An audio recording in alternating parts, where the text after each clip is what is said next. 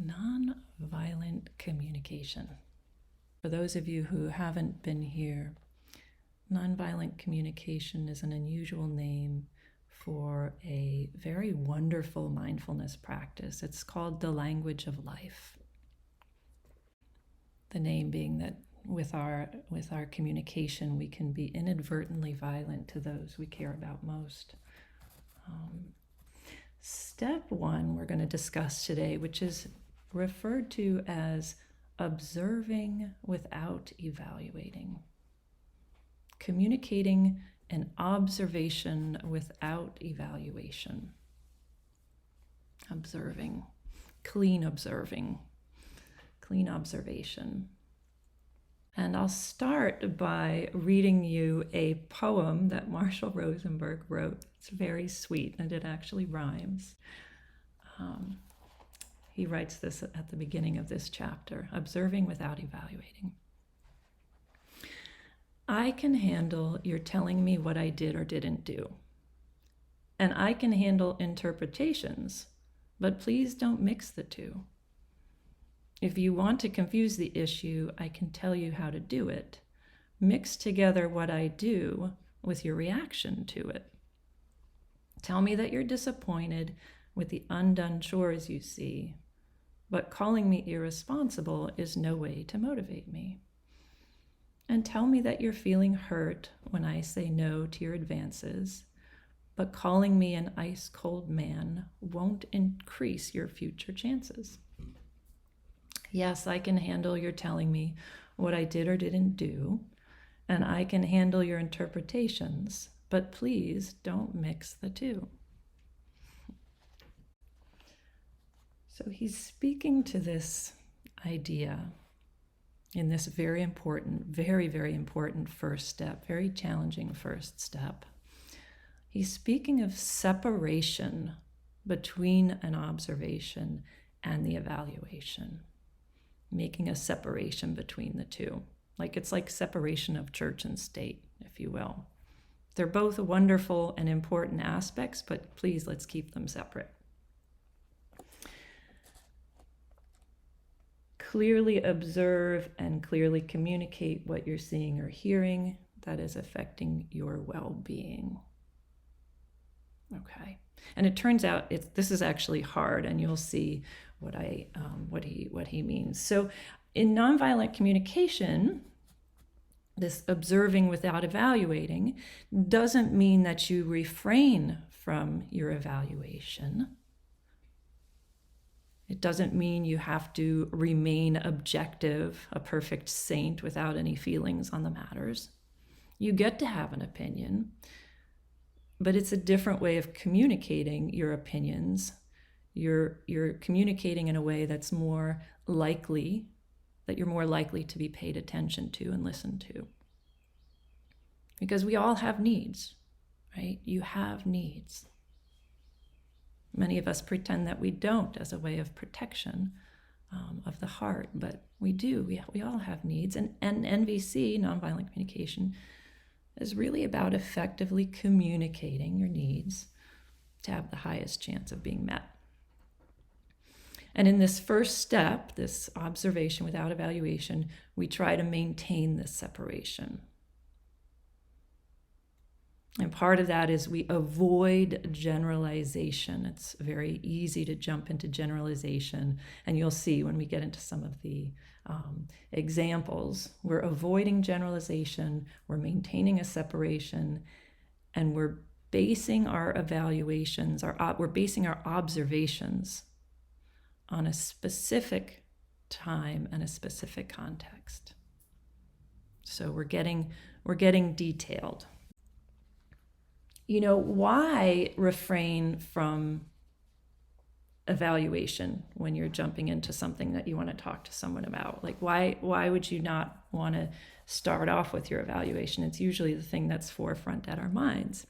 And the reason is that you want to avoid, it's one of the major pitfalls of communication, and it generates a misunderstanding when you start the conversation with the evaluation. And I'll give you an example of this.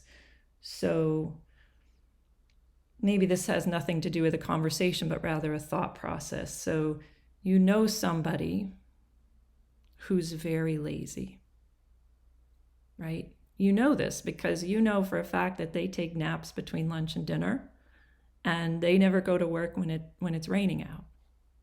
So obviously they're lazy, right? What you don't know maybe is that they work until midnight every night, or that they're required to be at work whenever there's good weather, including on the weekends. Maybe it's a weather-related job that they go to every day. So that's like an example of where you would have this evaluation. I find myself doing this literally all the time. I jump to conclusions very quickly inside my mind, thank God. And then find out later some additional piece of information that explains something that I thought I really knew. Another example he gives is on the positive side of things, right? We do positive evaluations that can be untrue. You know somebody who's very helpful. Oh, that person's so helpful. You know that they volunteer every week at church, and you know that they're a docent at a museum. So you're like, wow, they're so helpful. What you don't know is that they actually stand around at church and talk and interrupt the work that's trying to go on there. And they're asking others to do their personal errands because they don't manage their time well enough to take care of their basic needs first. So you've gotten a few pieces of information, right? And this is how our thought process works. You get a couple dabs of information and we create a story. We fill in a big story. And so often this can run into misunderstandings very, very quickly. And we can get off on the wrong foot. So it's very, very helpful to avoid this whole evaluative process. Oh, I want to read. Okay, so so he gives this great story for most of it, which I'm going to share with you. For most of us, it's really difficult to avoid an evaluation like that. And he gives this great example of he was called in to help an elementary school where the staff and principal were having tremendous difficulties with their communication. So I'm going to share this little vignette with you. The district superintendent, so the big cheese, had asked him to come in and see if he could resolve the conflict. And his first job was to meet up with the staff, and then he was going to meet up with the staff and the principal together. So he's going to first work with the staff and get them on board with NVC. So he opens the meeting with the staff and is asking them, what is the principal doing that conflicts with your needs? You have needs here, and he's conflicting with your needs. He has a big mouth, came a quick response. While Big Mouth gave me information on how this teacher evaluated the principal, it failed to describe what the principal said or did that led to the teacher's interpretations that he had a big mouth. When I pointed this out, a second teacher offered, I know what he means, the principal talks too much. Again, instead of a clear observation of the principal's behavior, this was also an evaluation on how much the principal talked. A third teacher declared, he thinks only he has anything worth saying. I explained that inferring what another person is thinking is not the same as observing his behavior. Finally, a fourth teacher ventured, he wants to be the center of attention all the time. After I remarked that this too was an inference of what another person is wanting, two teachers blurted out, well, your question's really hard to answer. We subsequently worked together to create a list identifying specific behaviors on the part of the principal that bothered them, and made sure that this list was free of these evaluations. For example, the principal told stories about his childhood and war experiences during faculty meetings, with the results that the meetings sometimes ran 20 minutes overtime. When I asked whether they had communicated their annoyance with the principal, the staff members replied that they had tried, but it turns out it was only through evaluative comments. They had never made reference to the specific behaviors, such as his storytelling, and they agreed to bring these up when we were all together. So almost as soon as the next meeting began, this is now when he's meeting with the staff and the principal, I saw what the staff had been telling me. No matter what was being discussed, the principal would interject. This reminds me of the time, and then launch into a story about his childhood or war experience. I waited for the staff to voice their discomfort around the principal's behavior. However, instead of nonviolent communication, they applied nonverbal condemnation. Some rolled their eyes, others yawned pointedly. One person stared at their watch.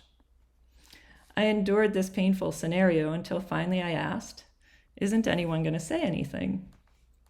An awkward silence ensued, and the teacher who had spoken first at our meeting screwed up his courage, looked directly at the principal, and said, "Ed, you have a big mouth."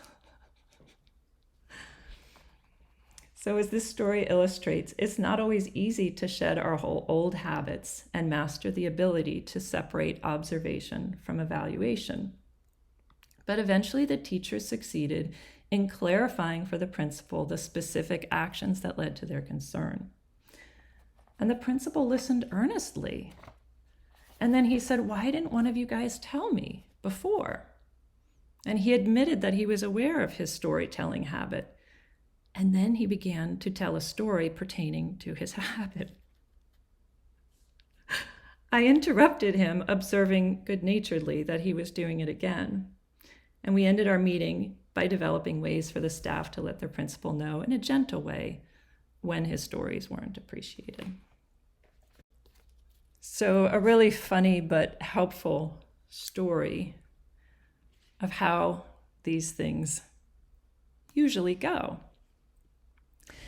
So how do you separate the observations from evaluations? Well, I thought that an easy way to share that would be to share with you this chart.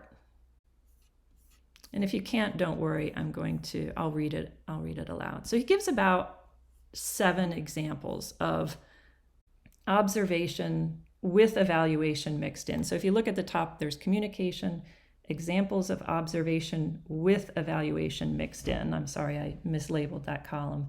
And then the last column is an example of observations separate from evaluation. So the columns to look at are the second and third.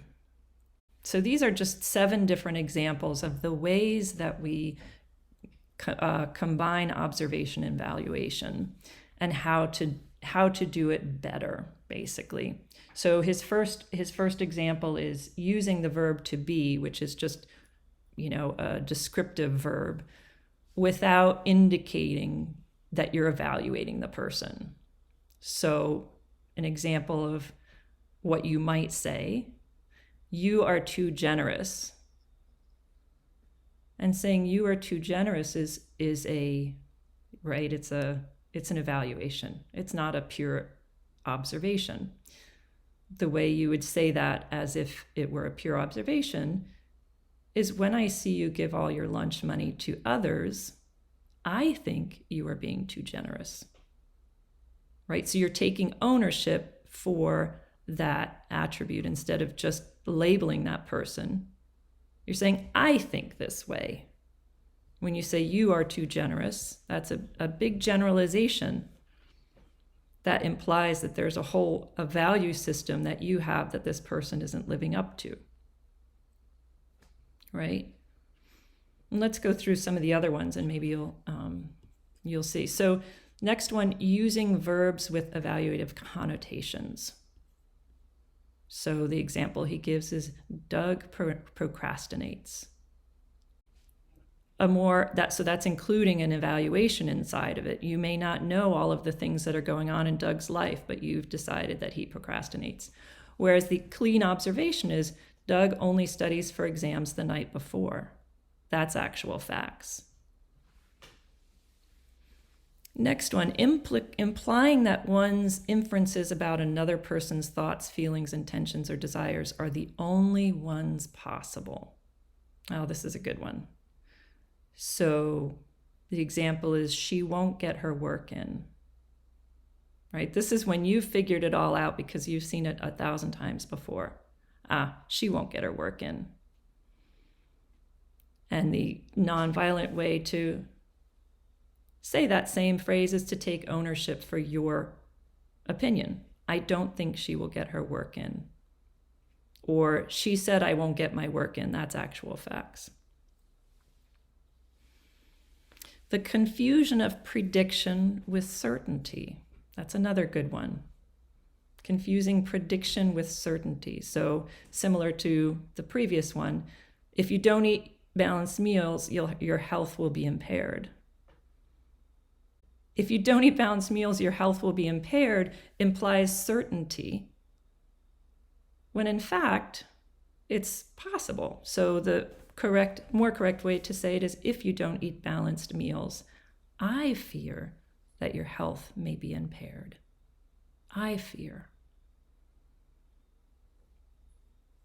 Next one, failure to be specific about reference.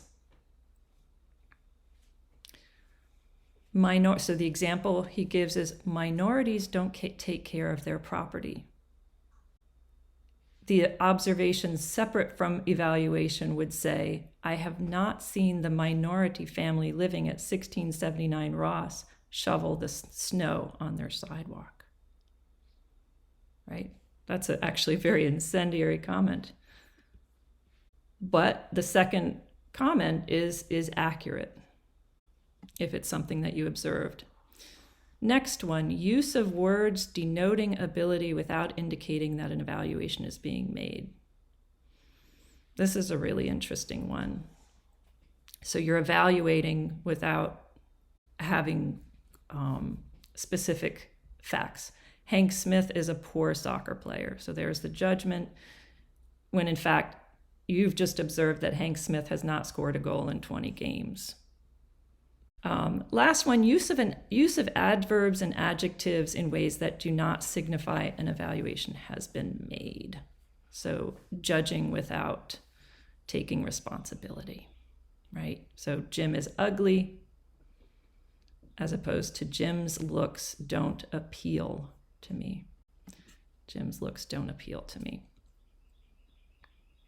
So that's some examples of how you try and separate these two verbal activities. And one thing he points out is, be especially careful with words like always, never,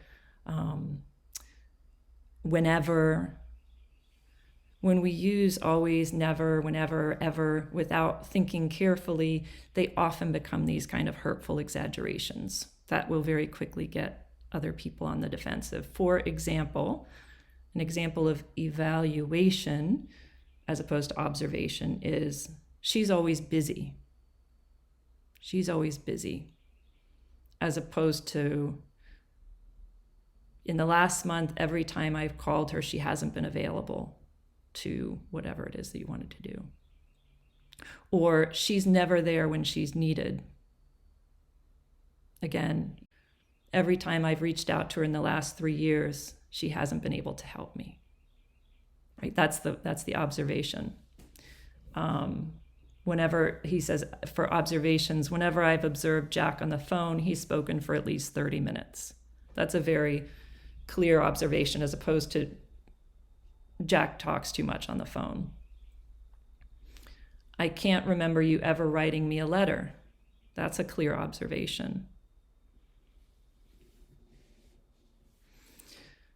So what I want to do, hopefully that kind of explains a little bit of what the first step is. And what I'd like to do now is do this exercise with you. So if you have a pen or pencil and paper, I'd like you to get it with you, get it close to you, and write on a piece of paper the numbers 1 through 10. And you can make it a vertical column if you want. That's helpful. As we're going to go through these 10 sentences, and you want to sort of determine your own proficiency at sort of discerning between observation and evaluation. And I am going to share on the screen and then read these 10 sentences. And what you're going to do is circle the statement, circle the number. So I'll read statements 1 through 10. Circle, if number 1 is a clean observation without evaluation, circle it. So circle the quote unquote good ones as we go through them. And then we'll circle back and see how we did. So number 1, statement number 1, circle number 1 if this is a clean statement of purely observation. John was angry with me yesterday for no reason. If you feel that there's evaluation in there, don't circle it. But if you feel like it's just observation, then circle it. Number 2. Yesterday evening, Nancy bit her fingernails while watching television. Yesterday evening, Nancy bit her fingernails while watching television. If it's observation, circle it. Evaluation, leave it. Number 3, Sam didn't ask for my opinion during the meeting. Sam did not ask for my opinion during the meeting.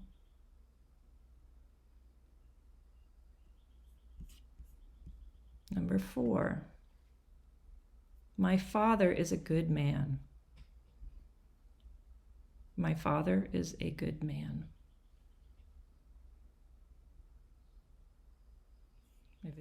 Number 5, Janice works too much.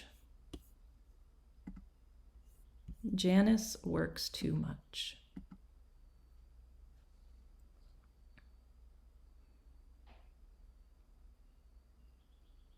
Number 6, Henry is aggressive. Henry is aggressive.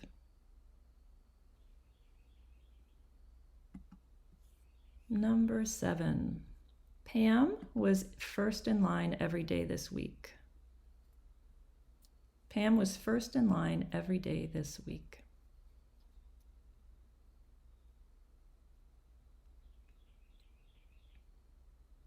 Number 8, my son doesn't often brush his teeth. My son doesn't often brush his teeth.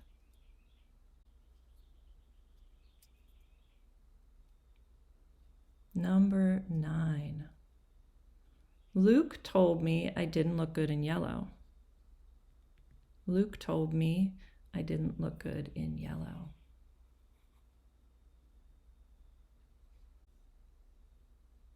And number 10, my aunt complains when I talk with her.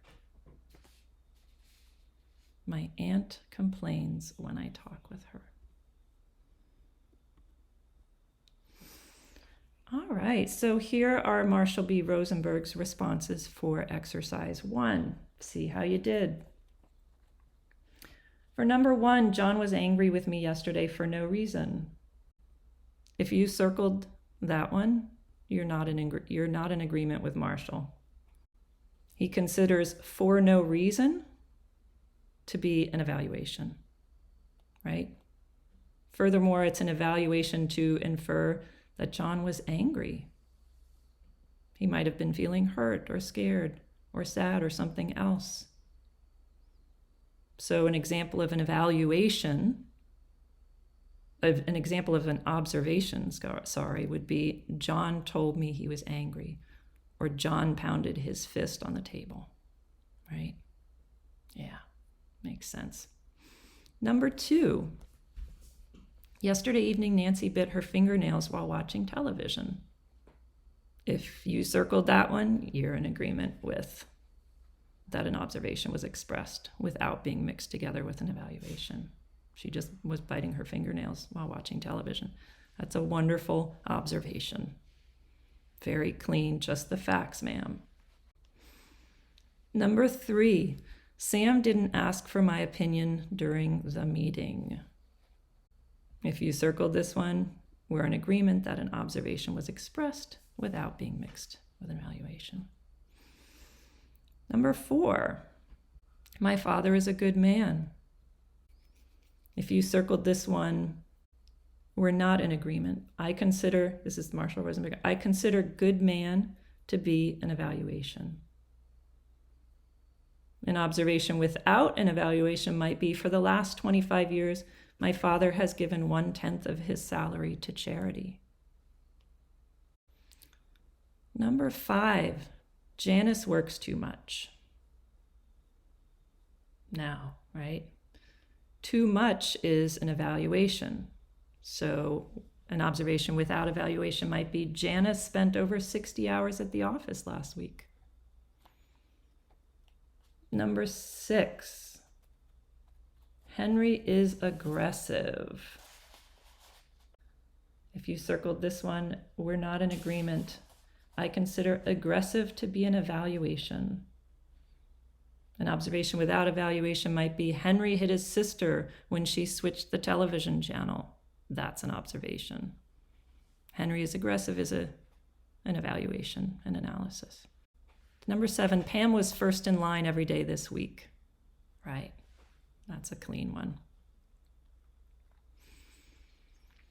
Number 8, my son often doesn't brush his teeth. If you circled this one, we're not in agreement. I consider often to be an evaluation. Now, that's one of those words that can be dangerous. What does often mean to you? It might mean something different to me. My son often doesn't brush his teeth could mean that he only does it once a day. Maybe for someone else, that's good enough. An observation without evaluation might be, twice this week, my son didn't brush his teeth before going to bed. Number 9, Luke told me I didn't look good in yellow.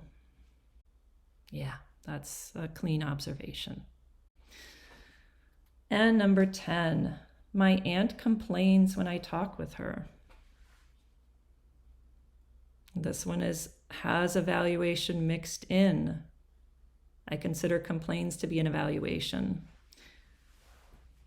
And another, it might be something else going on. An observation without evaluation would be, my aunt called me 3 times this week, and each time she talked about people who treated her in ways she didn't like. Right? That removes that judgment. It boils it down just to the actual facts. She called me 3 times this week, and each time we talked about people who treated her in a way she didn't like.